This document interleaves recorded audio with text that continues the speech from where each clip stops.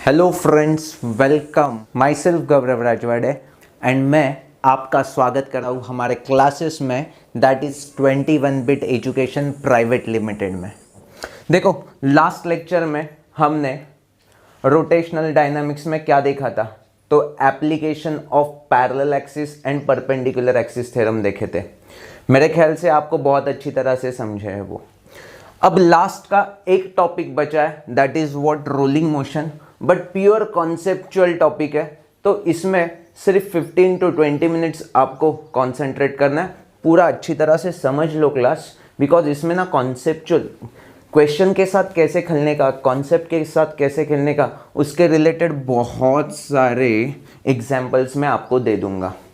देखो, फर्स्ट हम स्टार्ट करते हैं। रोलिंग मोशन को समझने के लिए पहले प्योर ट्रांसलेशनल मोशन देखते हैं। देखो, ये अगर ये ट्रांसलेट हो रहा है तो इसका जो सेंटर ऑफ मास है उसका वेलोसिटी VCM होगा, तो इन सारे पार्टिकल्स का भी वेलोसिटी VCM ही होगा। क्यों? Because they are moving with constant velocity, that is VCM। जो सेंटर ऑफ मास का होगा वही, देखो ये ऑब्जेक्ट है, ऐसा मूव हो रहा है, तो अगर हर एक चीज का अलग अलग वेलोसिटी होगा तो ऊपर वाला पोर्शन आगे जाता था, नीचे वाला पीछे रहता था, समथिंग लाइक दैट, ऐसा होता। बट यहां पे क्या हो रहा है, whole body moving with the same velocity. मतलब क्या है, जो सेंटर ऑफ मास का वेलोसिटी है वही हर एक पार्टिकल का वेलोसिटी है। तो ये कॉन्सेप्ट मेरे हर एक बच्चे को समझा है। This is what pure translational. अब प्योर रोलिंग देखते हैं। देखो यार, प्योर रोलिंग में क्या था, कांस्टेंट ओमेगा से ये रोल कर रहा है सिर्फ, तो क्या होगा, वेलोसिटी क्या होगा, अब ये इक्वल रेडियस पे है ना, तो यहां पे अगर ऐसा रोटेट हो रहा है तो आर ओमेगा वेलोसिटी, यहाँ पे आर ओमेगा वेलोसिटी, यहाँ पे आर ओमेगा वेलोसिटी, यहाँ पे R omega velocity. So this is what pure rotational motion. अब दोनों को समझो, मैंने ऐड कर दिया, because rolling is nothing but translational plus rotational. Are you getting me class? दोनों का कॉम्बिनेशन मतलब रोलिंग होता है। तो क्या होगा, आराम से देख लेना।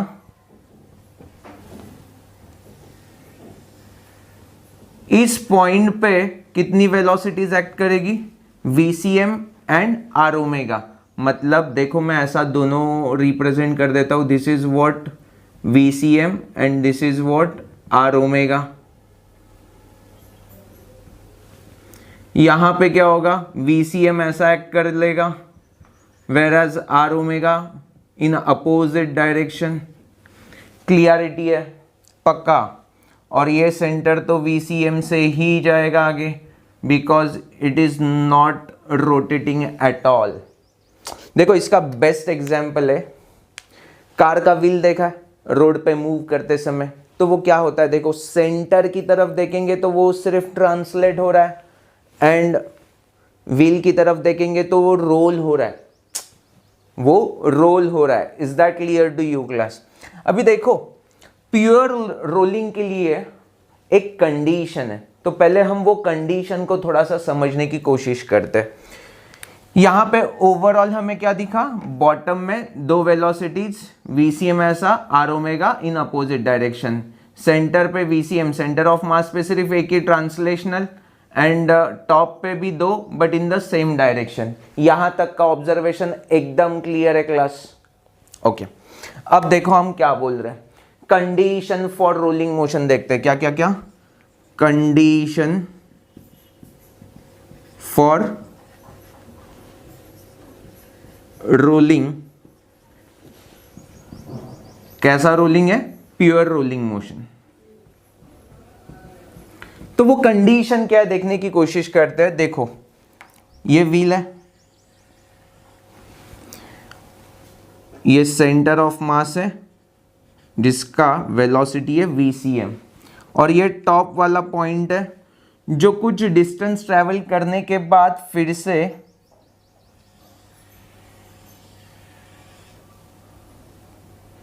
यहां पे आ गया, फिर से वो यहां पे आ गया। Are you getting me?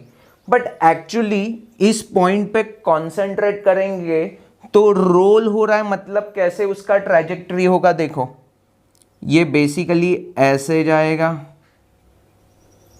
Bottom में आएगा और वापस टॉप पे चला जाएगा। यस और no class? Is that clear to you? Whereas centre of mass की तरफ देखेंगे तो वो स्ट्रेट लाइन में मूव करेगा। Yes, is that clear to you? अब हमने ये जो डिस्टेंस है उसको d एज्यूम कर लिया। कितना? Capital D। ये डिस्टेंस कितना है? Capital D। अब क्या हो रहा है देखो, हाँ क्लास, बहुत ही इंपॉर्टेंट है। ये एक कंप्लीट साइकिल करेगा तब फिर से उसी जगह पे आएगा, तो ये डिस्टेंस कितना होगा? 2πr। तो मैं ऐसा बोल दूं कि दिस इज व्हाट 2πr, तो ये distance is nothing but 2πr होगा। ये distance is nothing but 2πr होगा। Is that clear to you? एक कंप्लीट साइकिल के लिए लगने वाला ना, तो एक कंप्लीट साइकिल के लिए कितना डिस्टेंस वो ट्रेवल करेगा? Definitely 2πr। अब मैं टाइम पीरियड, एक कंप्लीट साइकिल के लिए लगने वाला time, that is what time period से अगर डिवाइड कर दूं तो मुझे यहां पे क्या मिल जाएगा? 2π/t is omega, so this is what omega r, and distance upon time is what? Speed. So ये क्या होगा? सेंटर ऑफ मास का speed, that is what? VCM। So VCM is equal to r omega. This is what? Condition of pure rolling. अभी देखो देखो, बहुत सारे बच्चों को ऐसा लगता रहेगा सर्कुलर मोशन में हमें पता था v is equal to r omega, तो ये नया कहाँ से कंडीशन है? ये तो हमें पता है। तो ऐसा नहीं है, यहाँ का ये v अलग है, वहाँ का v अलग था। सर्कुलर मोशन में जो v था वो टेंजेंशियल वेलोसिटी था, वेयर एज रोलिंग मोशन में v क्या है? सेंटर ऑफ मास का, ट्रांसलेशनल का velocity. Are you getting me? तो दोनों में बहुत सारा डिफरेंस है। सिर्फ फॉर्मूला सेम है तो कॉन्सेप्चुअल अलग अलग है ना, बट कॉन्सेप्ट पूरा अलग है। तो ये पहले डिफरेंस समझा है। Is that clear to you?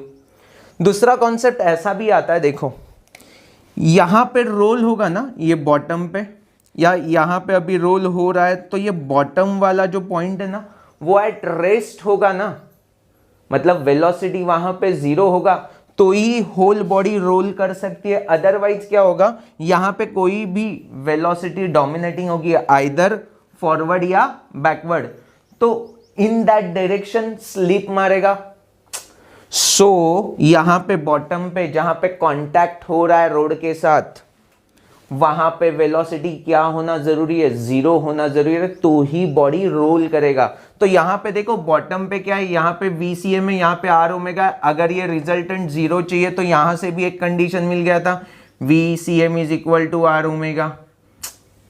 देखो मैंने दो तरीके से आपको condition of pure rolling prove किया है, होपफुली आपको अच्छी तरह से समझा है। Is that clear to you? अब हम देखेंगे kinetic energy of rolling body. देखो rolling motion translational plus rotational होता है, तो definitely kinetic energy of rolling body is what? Translational plus rotational.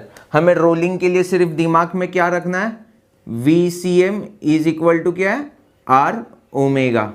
ये माइंड में सेट करके आगे का प्रूफ करना है। देखो ट्रांसलेशनल का क्या फॉर्मूला होता है? हाफ mv², और यहां पे v क्या होगा? VCM plus kinetic energy of rotational का हमने फॉर्मूला देखा था, यस और नो?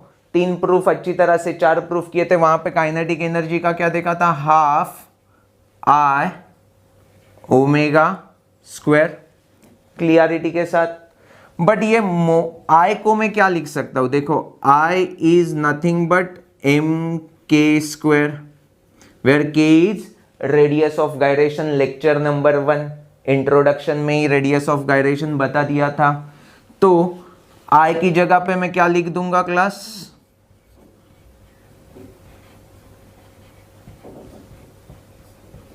एम के स्क्वायर, और ओमेगा की जगह पे क्या लिख सकता हूं, v अपॉन आर, तो वी सी एम का स्क्वायर अपॉन आर स्क्वायर। कुछ कॉमन निकल रहा है दोनों में से, half M we C M square common आ रहा है, और अंदर क्या बच रहा है, 1 plus K square by are square. तो यहां से हमें एक पता चल गया रिजल्ट की kinetic energy of rolling body is equal to half M we C M का square whole into 1 plus K square by are square. अब देखो डिस्क का मोमेंट ऑफ इनर्शिया का फॉर्मूला क्या था, डिस्क का M R square by 2, but I is equal to M के square अगर मैंने सब्स्टिट्यूट किया तो एम एम गेट कैंसल, और K square by are square is equal to क्या मिल जाएगा, half in case of disc. अगर रिंग होता तो देखो इन जनरल क्या चाहिए मुझे, एम आर स्क्वायर का कोइफिशिएंट क्या था, हाफ, तो हाफ आ गया। अब रिंग के केस में क्या था, एम आर स्क्वायर ही था तो उसका कोइफिशिएंट 1 था, तो K square by are square in case of ring क्या आ जाएगा, 1। स्पीयर, हॉलो स्पीयर लेंगे तो क्या आ जाएगा, के स्क्वायर बाय आर स्क्वायर का कोइफिशिएंट हॉलो में कितना आता है, 2/3। सॉलिड स्पीयर लेते तो 2/5। तो वो वैल्यूज यहां पे पुट कर सकते हैं। अगर हर एक ऑब्जेक्ट का मास कैपिटल एम है एंड रेडियस कैपिटल आर है, तो यहां पे के स्क्वायर बाय आर स्क्वायर ये सब वैल्यूज पुट करके देखेंगे तो काइनेटिक एनर्जी ऑफ रोलिंग किस ऑब्जेक्ट का सबसे ज्यादा होगा, जिसका K square by are square सबसे ज्यादा होगा। प्यार से देखो तो सबसे ज्यादा किसका है, रिंग का है, एंड सबसे कम किसका होगा, 2/5, that is what, solid sphere का। तो ये सबसे छोटू और रिंग का सबसे मोटू। क्लियरिटी, तो kinetic energy of rolling bodies में सबसे ज्यादा किसका होगा, काइनेटिक एनर्जी रिंग का, और सबसे कम किसका होगा, सॉलिड स्पीयर का। क्लियरिटी है। अब नेक्स्ट जो पार्ट है वो बहुत ही कॉन्सेप्चुअल है। हम क्या देख रहे हैं, देखो friction required for rolling motion, ये टाइटल है, बट बेसिकली हम स्टार्ट कर रहे हैं इंक्लाइंड रोलिंग मोशन से। इंक्लाइंड प्लेन है एंड वहां पे रोलिंग मोशन कैसे होगा वो थोड़ा स्टडी कर लेते हैं। देखो यहाँ पे इनिशियली ऑब्जेक्ट यहाँ पे है और वो रोल होके यहाँ पे आ जाएगा, मतलब क्या, कुछ हाइट पे है ना, मतलब इनिशियली उस ऑब्जेक्ट में कौन सा एनर्जी है, कुछ हाइट पे, मतलब डेफिनेटली पोटेंशियल एनर्जी है, और वहां से ड्रॉप किया है तो डेफिनेटली वहां पे काइनेटिक एनर्जी कुछ नहीं है। तो क्या होगा, इनिशियली पोटेंशियल एनर्जी होगी उसके पास, and that get converted into यहाँ पे कुछ तो वेलोसिटी होगी, तो वो वेलोसिटी मतलब क्या, काइनेटिक एनर्जी में कन्वर्ट हो जाएगी। यस और no, but kinetic energy of rolling, is that clear to you. अभी काइनेटिक एनर्जी ऑफ रोलिंग हमें पता है, अभी फॉर्मूला रट लिया था। तो पोटेंशियल एनर्जी क्या था, M G H is equal to, kinetic energy of rolling क्या होगा, half M we C M का square whole into 1 plus K square by are square. Fit है। अब देखो क्या करना है, एम एम गेट कैंसल, तो वी सी एम का फॉर्मूला क्या बनेगा देखते हैं। So V C M square is equal to क्या बनेगा, ये 2 यहां पे गया तो 2 into G H upon 1 plus K square upon are square. ये सब कुछ स्क्वायर रूट में आ गया तो वी सी एम का फॉर्मूला मिल गया। So this is what formula for V C M. अब हमें ये एक समझ में आ गया कि K square by are square का रेशो जिसका छोटू उसका वी सी एम मोटू। क्लियरिटी। तो तो अभी मुझे प्यार से बताओ के स्क्वायर बाय आर स्क्वायर सबसे बड़ा किसका था? रिंग का था। तो रिंग का VCM सबसे कम होगा। Is that clear to you? K square by are square सबसे छोटा किसका था? स्पीयर का था। तो VCM उसका सबसे बड़ा होगा। Is that clear to you class? समझ में आ गया? अभी देखो, ये तो हो गया VCM का, ये क्या हो गया? VCM का। अब सेकंड हम देखते हैं एसिलरेशन का फॉर्मूला। तो हमें पता है कि एसिलरेशन के लिए क्या फॉर्मूला यूज कर सकते हैं? V square is equal to u square plus 2AS। यहाँ पे फाइनल V स्क्वायर हमें पता है कितना है, तो उसका स्क्वायर क्या आ जाएगा?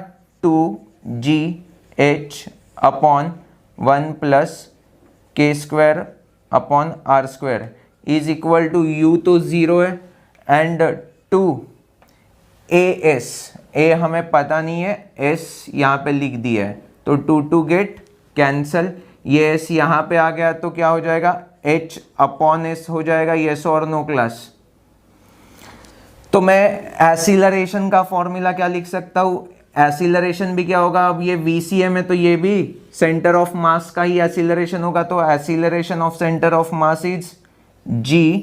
अब ये H अपॉन S, ये अगर इंक्लिनेशन थीटा होगा तो ये अपोजिट अपॉन हाइपोटेन्यूज बना, मतलब मैं साइन कंपोनेंट बोल दूं तो G साइन थीटा हो गया upon 1 plus K square by are square. दिमाग में फिट हो चुका है? मतलब एसिलरेशन सबसे ज्यादा किसका होगा? जिसका K square by are square कम होगा। मतलब कौन? Solid sphere. तो अगर 4 ऑब्जेक्ट देखो, ring, disc, hollow sphere, solid sphere, ये अगर यहां से रोल किए जिनका मास कैपिटल M है एंड रेडियस कैपिटल R है, तो सबसे पहले यहां पे रीच कौन होगा? तो जिसका एसिलरेशन सबसे बड़ा होगा वही यहां पे ग्राउंड लेवल को पहले रीच करेगा। तो एसिलरेशन सबसे बड़ा किसका होगा? जिसका K square by are square सबसे कम होगा। हमें पता है disc, ring, hollow sphere and solid sphere, इनके वैल्यूज क्या है? K square by are square के वैल्यूज क्या है? डिस्क का 1/2, रिंग का 1, हॉलो स्फीयर का 2/3 एंड सॉलिड स्फीयर का 2/5। तो ये 2/5 सबसे छोटी वैल्यू है तो उसका ही ACM सबसे बड़ा होगा, इसीलिए सॉलिड स्फीयर सबसे पहले रीच करेगा। सेकेंड नंबर पे कौन होगा? 1/2 बढ़ो या 2/3 बढ़ो? 1/2 की वैल्यू 0.5 होती है और इसकी वैल्यू क्या होगी? 0.666। सो डेफिनेटली डिस्क उसके बाद रीच करेगा, उसके बाद हॉलो स्फीयर एंड सबसे लास्ट में ring. Is that clear to you? Concept एकदम क्लियर है। अब सबसे इंपॉर्टेंट चीज क्या है? देखो यहां पे ना फ्रिक्शन था तो हमें रोलिंग मोशन मिला।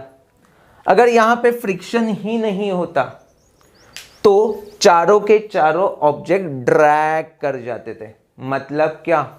ये एक्सप्रेशन भी टोटली चेंज हो जाता था, because potential energy get converted into kinetic energy. But kinetic कौन सा होता था? सिर्फ एंड सिर्फ ट्रांसलेशनल का होता था। येस और no class? Is that clear to you?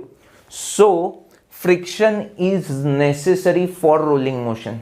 देखो इसी एग्जाम्पल को मैं थोड़ा सा मॉडिफाई कर लेता हूं एंड आपको एक्सप्लेन करता हूं। देखो अब ये रोलिंग नहीं होता था, यहां पे अगर फ्रिक्शन लेस होता था सरफेस तो चारों के चारों बॉडी ड्रैग करते थे ट्रांसलेशनल मोशन में। मतलब kinetic energy of translational, translational क्या है? Half m VCM square. m gate cancel, तो VCM इज इक्वल टू क्या मिलता था?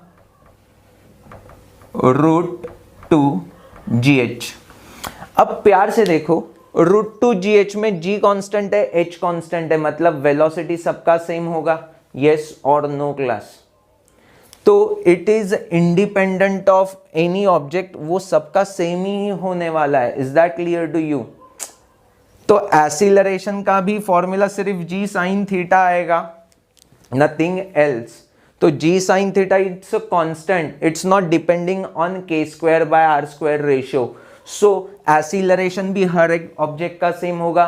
तो हम साथ साथ की तरह पे वो एक साथ ही यहाँ पे ग्राउंड को टच करेंगे, मतलब कोई भी पहला या दूसरा नहीं आएगा, सब साथ साथ में आएंगे। कब? जब फ्रिक्शन लेस है तब। यहां पे फ्रिक्शन होगा तो डेफिनेटली रोलिंग मोशन एक्ट करेगा, एंड रोलिंग मोशन एक्ट करेगा तो सबसे पहले कौन आएगा? जिसका K square by are square का रेशो सबसे कम होगा, वही सबसे पहले रीच करेगा।